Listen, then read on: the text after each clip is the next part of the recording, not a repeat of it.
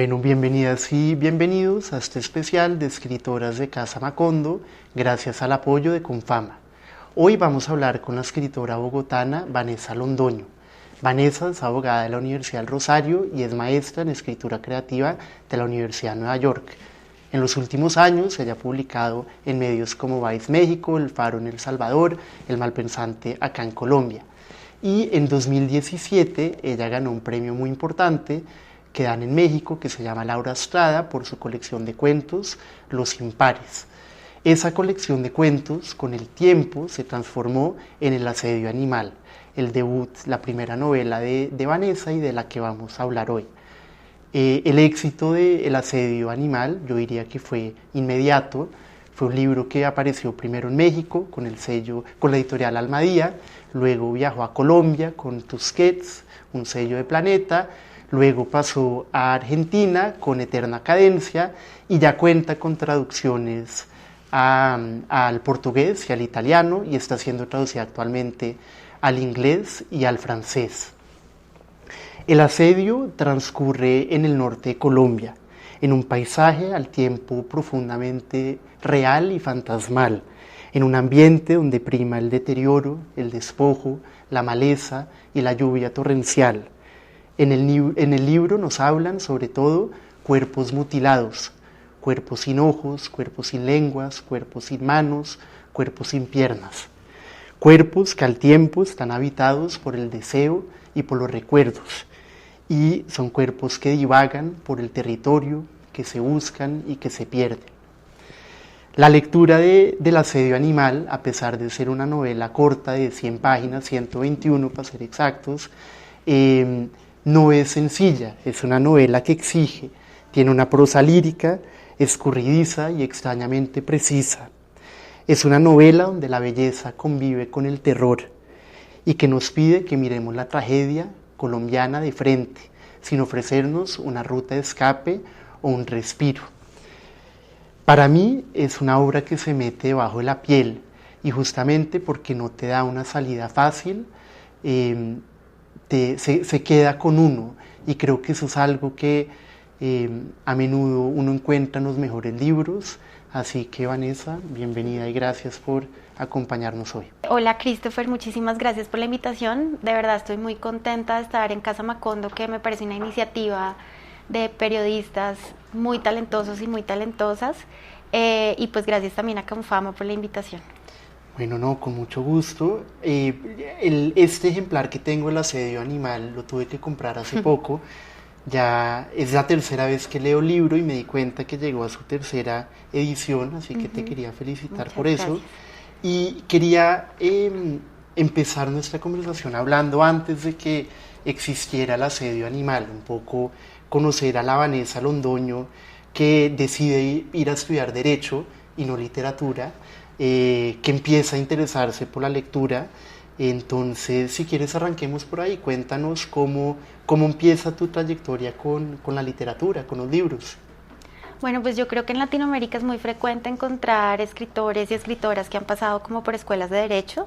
En Latinoamérica el estudio de las letras, independizado como una ciencia de las humanidades, entró muy tarde, ¿no? Antes como que las escuelas de derecho acogían como ese estudio de las humanidades.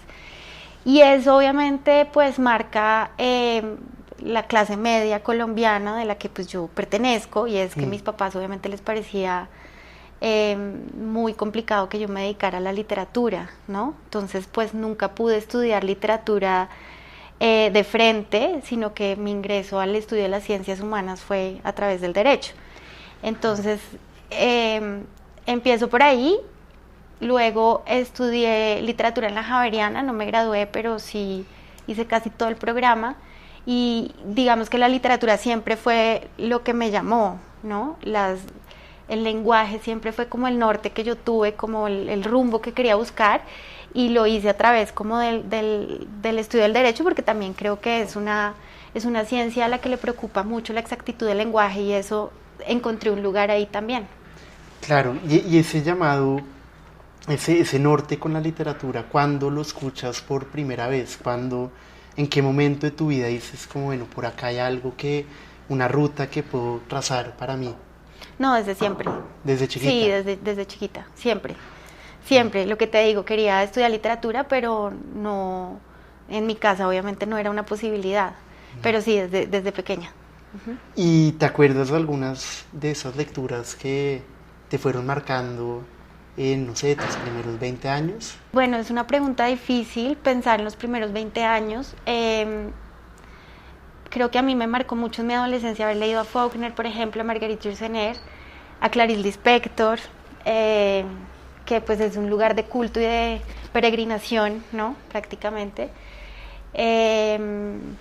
Sí, yo creo que yo empecé como en la adolescencia con esas lecturas muy como serias y después se fueron de pronto desorganizando un poquito. Claro, un adolescente a veces la punta Sí, lo más difícil exacto. de entrada. ¿Y escribías en esa época también o no? Sí, toda la vida, como todo el mundo, yo creo que todos somos escritores de alguna u otra forma, otros lo hacemos de una forma más pública Sí. que mucha gente, pero sí, siempre. Porque tú alguna vez me hablaste de una novela, de una primera novela que escribiste, pero que sigue en un cajón. Y se va a quedar ahí. Se va a quedar. Ese fue, digamos, tu primera incursión en un proyecto literario grande. Sí, como embarcarme ya en un proyecto literario de largo aliento, serio, sí fue esa.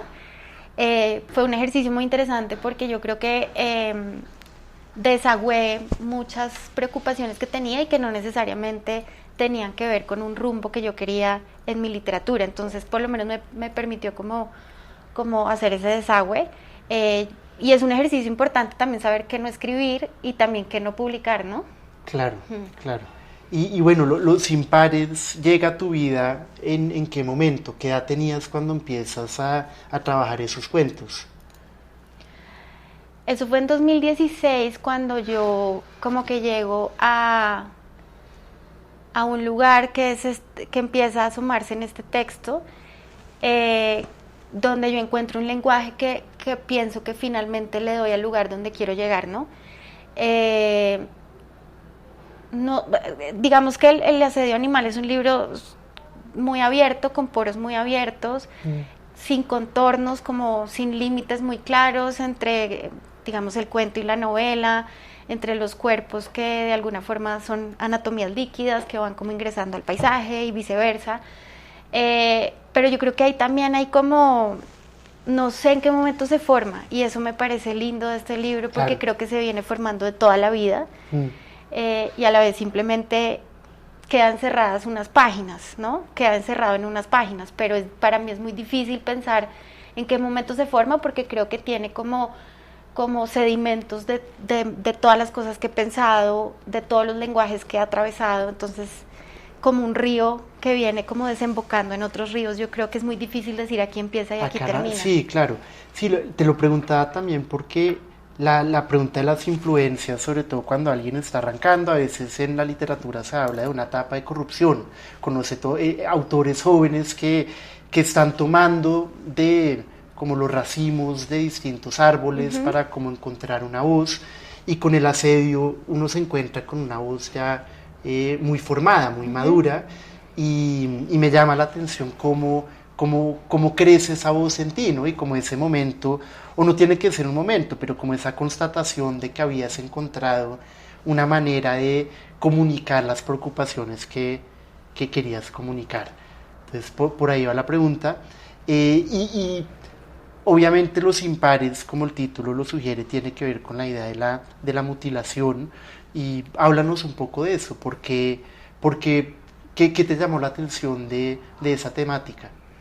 Bueno, voy a retomar un poquito lo que estabas concluyendo, que me parece lindo y me parece muy interesante, y es, yo sí creo, o por lo menos la apuesta que yo hago en la literatura es divulgar un lenguaje que ha hecho crisis en uno, ¿no? Y que uno ya siente que es un lenguaje completamente deformado y que tiene como una huella dactilar de lo que uno ha procesado, ¿no? Y yo creo que los ejercicios que yo quisiera hacer es divulgar ese lenguaje ya crítico, en crisis, ¿no? Bueno, no, eso pensando desde ahí en cómo se había formado esa voz. Pero, entonces quedémonos en un segundo porque me llama la atención antes de ir a las mutilaciones. ¿Cómo trabajas ese lenguaje en crisis? ya a la hora de sentarte frente a la página, y eso lo hablábamos un poco antes de empezar la conversación, Sí. y es sobre el control que tal vez tiene un autor sobre la creación, y eso se aplica, yo creo que una pregunta a la pintura, al cine, al poeta, y es como si la intencionalidad que puede haber y el momento en que el lenguaje tal vez toma su propio caudal, pero sí me gustaría preguntarte por esa crisis del lenguaje, cómo se traduce a la página.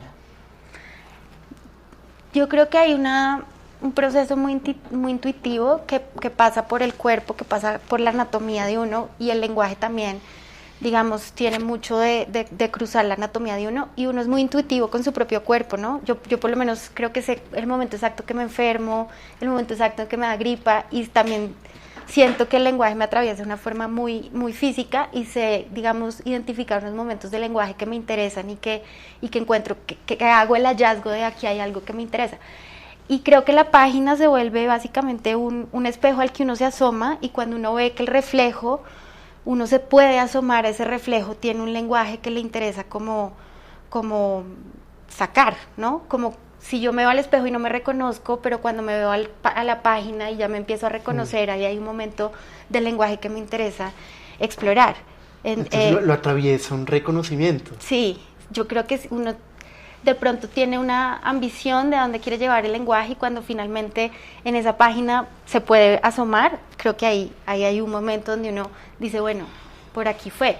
Y ahí a mí me pasó así con el asedio, hubo un momento donde yo dije, por fin me puedo asomar a esta página y voy a tratar de sostener este lenguaje de aquí en adelante, que yo creo que es el esfuerzo que es difícil de sostener. Claro, sí, antes de seguir a lo de las mutilaciones y las historias en particular, leyendo un libro ayer, en un momento dado, anoté poesía anatómica o poesía molecular, porque creo que hay una manera en que trabajas el cuerpo en el libro que no solo tiene que ver con los personajes que están en su errancia por el paisaje, por el territorio que nos describes, sino también una especie de reflexiones de la narradora sobre el cuerpo, ¿no? Y sobre cómo el cuerpo va envejeciendo, sobre cómo va cicatrizando, y me imagino que eso también venía o viene de lo que me estás diciendo, de como que el lenguaje atraviesa el cuerpo también. Sí, y también siempre he pensado que la ficción, o los personajes que uno crea en la ficción, o los narradores que uno crea y las narradoras que uno crea en la ficción, son uno mismo, como esos muñecos que uno va rellenando de arroz.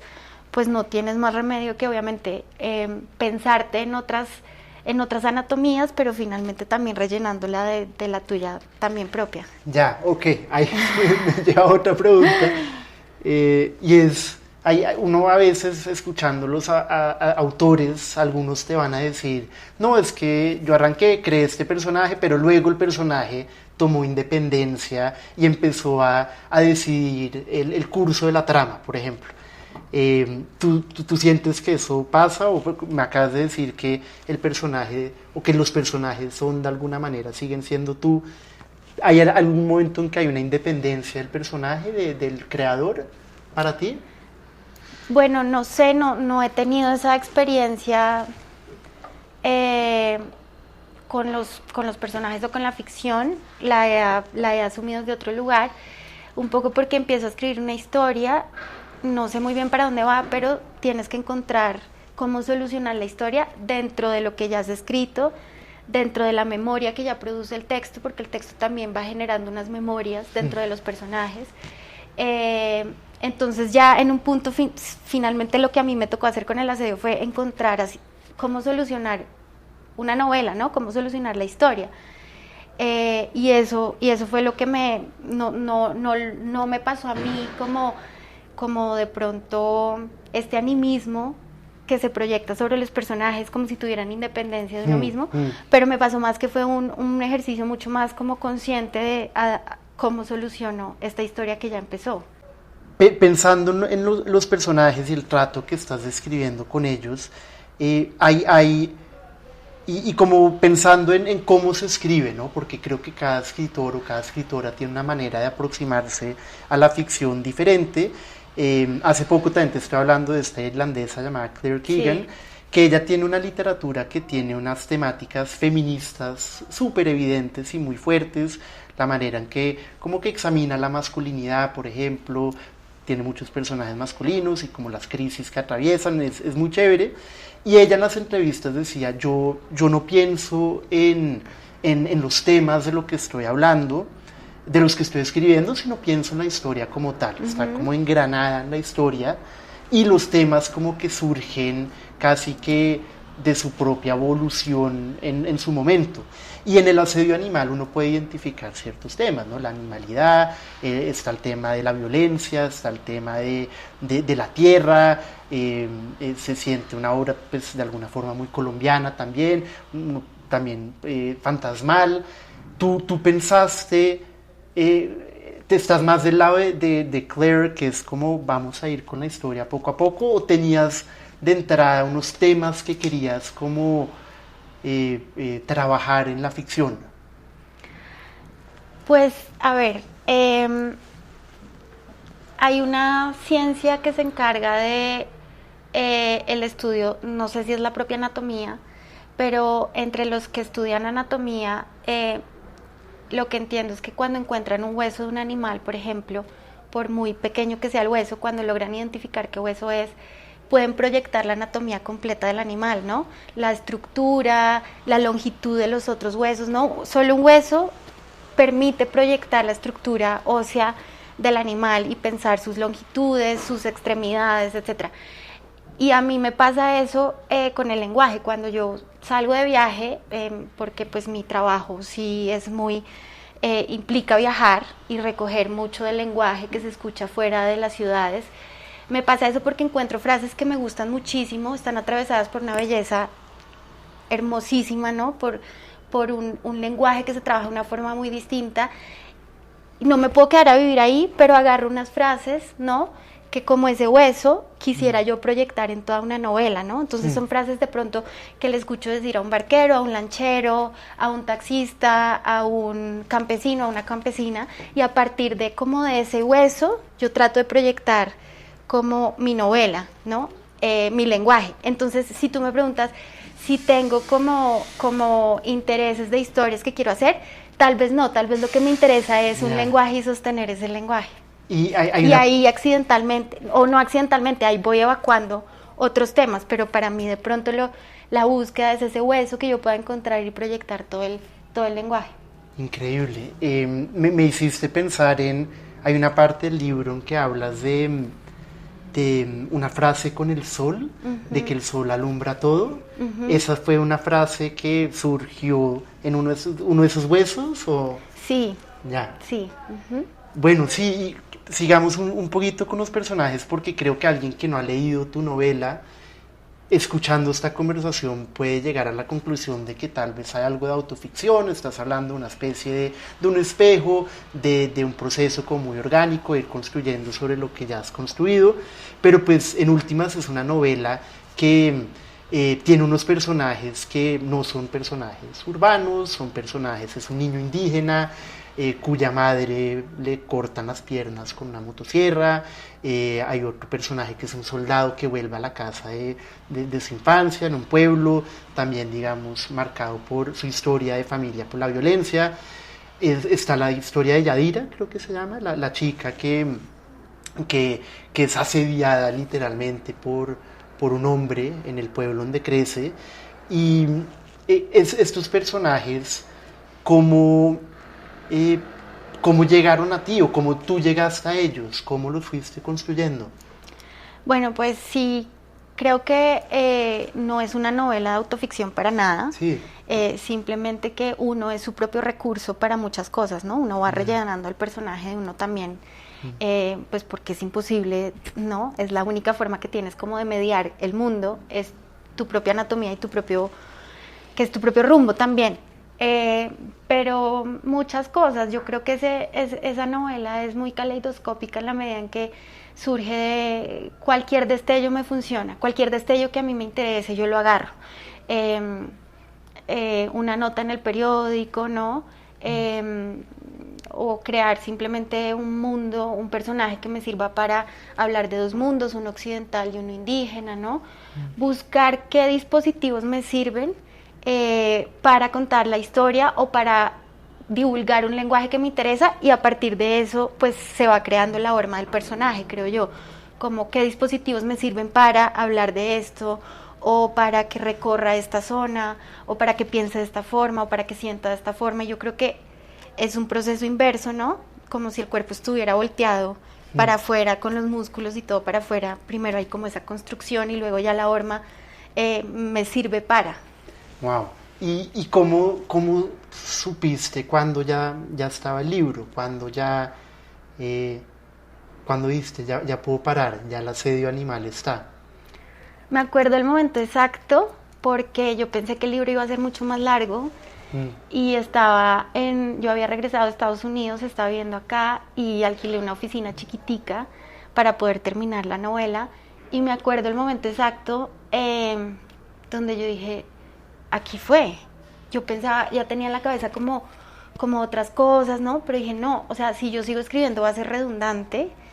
Y aquí, en este momento, que hacia el final del libro, la mujer que está contando la historia y que logra reunir una cronología de memoria, todos los demás personajes, y se prende fuego, yo dije, este es el final que yo quiero para el libro, y no todo lo demás va a ser redundante, porque ella finalmente termina con una reflexión sobre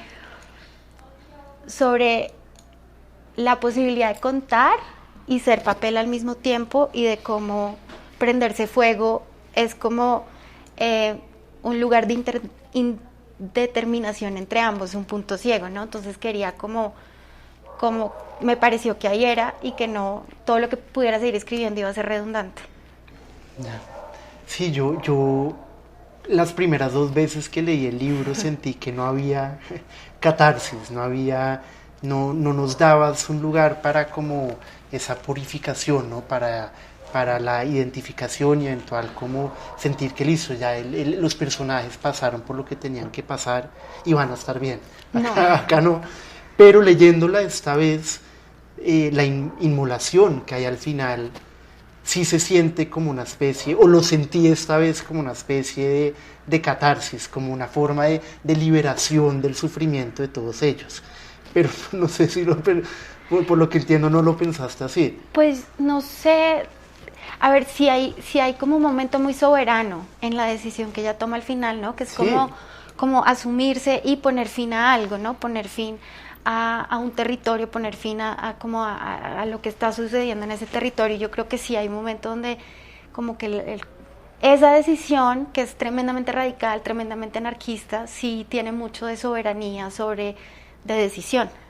Sí, de una autonomía de ella. ¿Tú alquilaste una oficina? Ah, sí.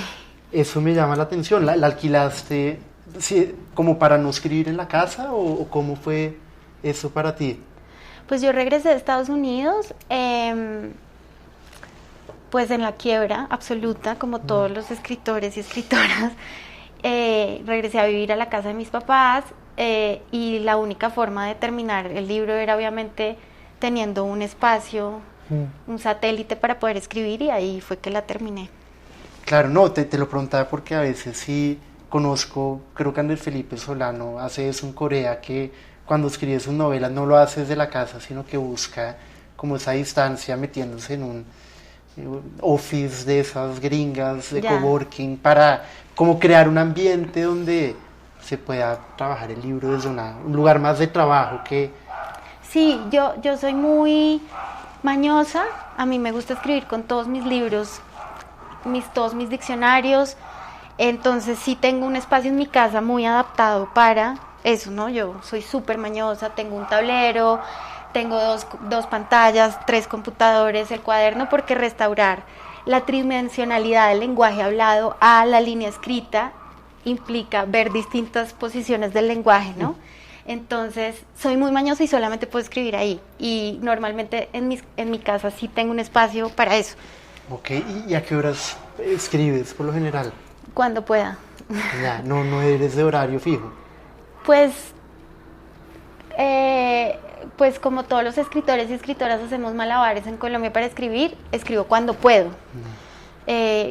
Tengo que trabajar obviamente para vivir, etcétera. Cuando puedo trato de tener como ser muy disciplinada en no dejar invadir mis espacios de escritura por otros trabajos, pero pues a veces simplemente no se da. Entonces cuando puedo, cada vez que puedo, intento que sea como la mayor parte de mi vida y de mi agenda, pero pues es muy difícil. Ya. Sí, te preguntaba lo de la oficina y esto porque siempre me ha llamado un poco la atención el proceso creativo, ¿no? Y como las condiciones en las cuales se crean. Condiciones. Pero quería volver un poco al final y al libro como tal. Una decisión que tomas narrativamente es la de volver a contar al final las historias, ¿no? Sí. Son 4 partes, las primeras 3 tienen cierto grado de independencia, hay elementos en común, pero son separadas. Y luego hay una última voz, que es una voz de una mujer, que también tiene su historia, pero además de esa historia, reúne las otras historias. Y como que en ese acto de volver a contar, me parece muy llamativo como decisión tuya. Y quería preguntarte por eso, ¿por qué lo decidiste? Bueno, muchas cosas ahí para pensar. Primero, yo creo que yo le robé un recurso a Saer, que me encanta en Nadie, Nada, Nunca, y es cómo Saer va usando la misma frase en distintos momentos en que el personaje recuerda un hecho y la va modificando, ¿no? Y yo creo que el asedio tiene ese recurso como de algo que estuvo narrado por alguien que lo recuerda, luego por alguien que periféricamente lo cuenta, ¿no? Alguien que lo escribe, y cómo esa frase también se va alterando, se va deformando, se va modificando. En particular el último relato, pues me interesaba darle un cierre a todas las historias, que es un cierre que además no solamente está atravesado por la posibilidad de contar la historia, sino muy anatómicamente, porque es un cuerpo que va recuperando las otras partes del cuerpo, ¿no? Finalmente en ella convergen también las otras partes del cuerpo, fantasmas que se fueron perdiendo en el resto de la narración. Entonces, muchas cosas. Me interesaba arrancar, por ejemplo, con una mujer que no puede caminar porque no tiene botas, a una mujer que camina, pero que ya no camina un territorio, sino que lo que hace es caminar los recuerdos de los otros personajes y las otras mujeres, ¿no? Y una mujer que al mismo tiempo, en su propia anatomía, va recibiendo la anatomía de los otros personajes que fueron atravesando estas pérdidas. Claro, y en ese recibimiento yo creo que se puede hacer un paralelo con la figura de la avalancha, ¿no? Que aparece, que mezcla lo viejo y lo nuevo, los cuerpos viejos y los nuevos, sí, y que está a lo largo del libro tan presente como lo es el agua. Yo creo que, pues nada, gracias por venir a Casa Macondo y a charlar con nosotros, a todas y todos ustedes. No podría recomendar más El asedio animal de Vanessa Londoño. Y para terminar, quería pedirte que nos leyeras una página, si te parece bien. Vale, claro que sí. No sé si quieras escogerla tú. Tú tienes una que me gustó mucho en la tercera parte que leí ayer. Es la parte en que llega el ejército al pueblo y que el sol está debajo del agua. Creo que tal vez este párrafo sería bueno. 150 hombres distribuidos en 5 planchones navegaron sobre el sol dilapidado en la superficie del agua y se movieron entre los empujones contradictorios de las olas. Se bajaron como a 1 metro de encallar, con la piel enrojecida por el sol, y sobre ese lugar todavía profundo donde se estrella contra las piedras la corriente del río. Estabas todavía muy pequeño, pero sé que recuerdas esa época en que el aroma olvidado de los palos de mango quedó cubierto de un olor a pólvora que reventaba después de mediodía. Se apropiaron de la escuela y de las calles y por nombre propio nos sacaron de las casas. Durante días comieron nuestra comida y mataron a las gallinas que llevaban una semana sin maíz en los galpones. Por detrás del último planchón dejaron una canoa que permaneció medio inundada de agua y que luego fue recibiendo entre nosotros el nombre de Rumbo al Cielo. Bueno, no, de nuevo gracias por venir, por la lectura, por acompañarnos en Casa Macondo. También acá podemos anunciar que eventualmente tendrás una segunda novela en la que estás trabajando y eso nos emociona mucho, poderlo leerla en su momento. Así que gracias. No, a ti, Cris, gracias siempre. Es una dicha conversar contigo y muchas gracias por la entrevista.